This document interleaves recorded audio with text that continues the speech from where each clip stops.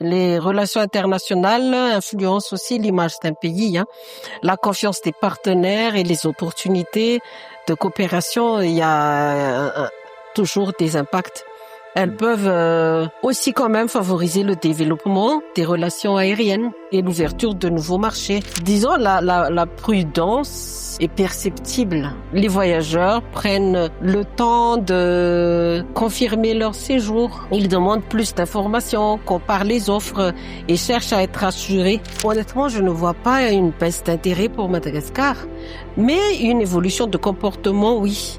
Moi, je pense que pour attirer les gens, il faudrait qu'on ait une communication très positive sur la vraie réalité à Madagascar.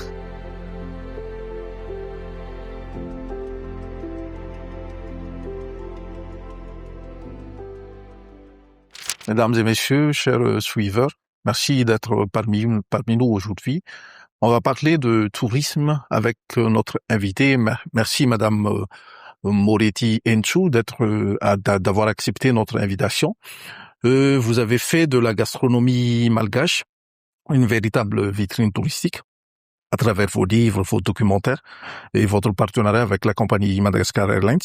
Comment évaluez-vous la santé du secteur touristique en ce moment, Madame Moretti?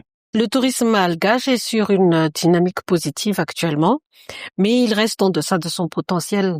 Madagascar continue d'attirer, de faire rêver les gens, mais l'intérêt pour une destination ne suffit pas pour faire venir les visiteurs. Les principaux défis restent l'accessibilité aérienne, bien entendu, les infrastructures et la mise en valeur de notre offre touristique. Dans un contexte où les voyageurs comparent de nombreuses destinations, nous devons mieux valoriser ce qui nous rend uniques. Madagascar n'était pas et ne serait jamais une destination de tourisme de masse. Aussi, notre ambition doit être d'attirer les touristes pour qu'ils restent plus longtemps et qu'ils découvrent davantage le pays et génèrent de réelles retombées économiques pour les territoires. Votre restaurant reçoit une clientèle en partie étrangère. Avez-vous constaté une évolution de cette clientèle-là ces derniers mois? Oui, très nettement. Les voyageurs arrivent aujourd'hui mieux informés et se renseignent sur les expériences proposées avant de choisir une destination et de réserver. Je constate également un intérêt croissant pour la gastronomie comme une porte d'entrée vers la culture malgache. Les clients veulent comprendre l'origine des produits, ils veulent comprendre l'histoire et l'histoire des plats, ils veulent connaître le savoir-faire qui les entoure et ils ne cherchent pas seulement un bon repas, ils veulent vraiment vivre une immersion. D'accord. Le pays vient de traverser, il y a 8 mois déjà, une crise politique et le secteur tourisme à chaque crise politique traverse toujours une période d'incertitude liée au contexte politique, bien évidemment. Comment cela se traduit-il concrètement pour les opérateurs comme vous, les réservations, les fréquentations et les partenariats? Bien sûr qu'il y a un impact direct sur les réservations. En revanche, les relations internationales influencent aussi l'image d'un pays. La confiance des partenaires et les opportunités de coopération, il y a toujours des impacts. Elles peuvent aussi quand même favoriser le développement des relations aériennes. Et l'ouverture de nouveaux marchés. Il y a toujours cette question de confiance qui est impactée à chaque crise. Oui. Et aussi, bon, comme tout le monde le savait, le nouveau régime a privilégié une ouverture avec d'autres partenaires étrangers. Au niveau de votre secteur, est-ce que vous ressentez ça, l'impact de cette ouverture à d'autres partenaires étrangers? Disons, la prudence est perceptible. Les voyageurs prennent le temps de confirmer leur séjour. Ils demandent plus d'informations, comparent les offres et cherchent à être assurés.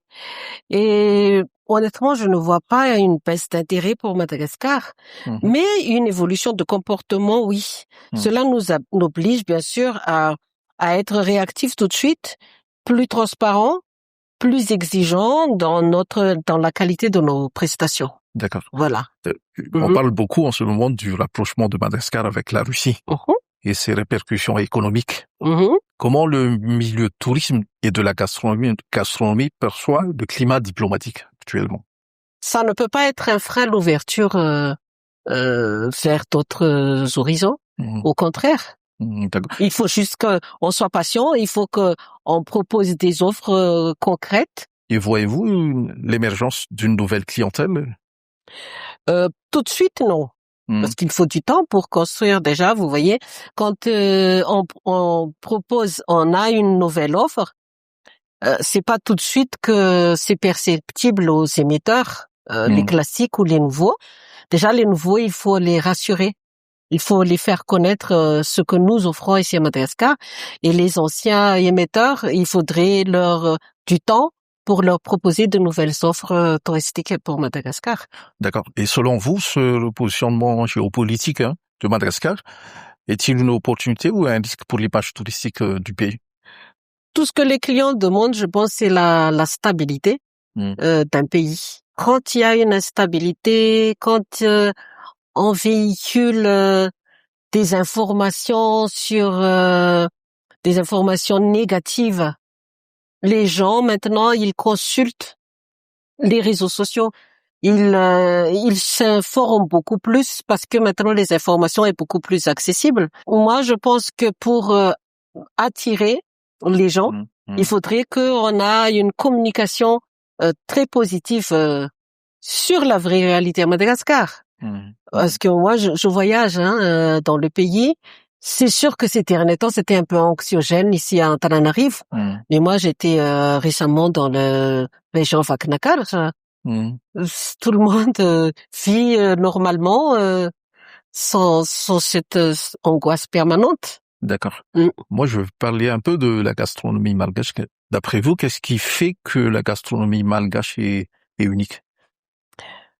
Et il est unique par rapport déjà à l'histoire de chaque produit, parce que chaque produit qu'on utilise à Madagascar a une origine. Les saveurs aussi sont uniques parce que ça ne ressemble je vais juste vous citer le ravitoot par exemple.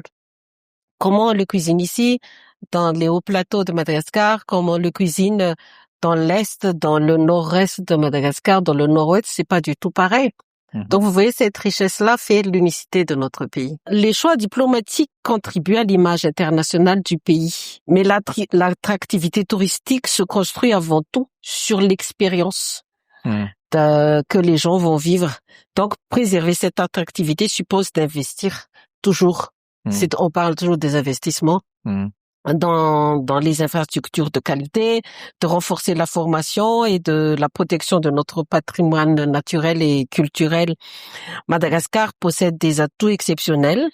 À nous de les valoriser avec constance et de faire notre authenticité une grande force. Quand on ouvre le pays, on ouvre le Madagascar au monde.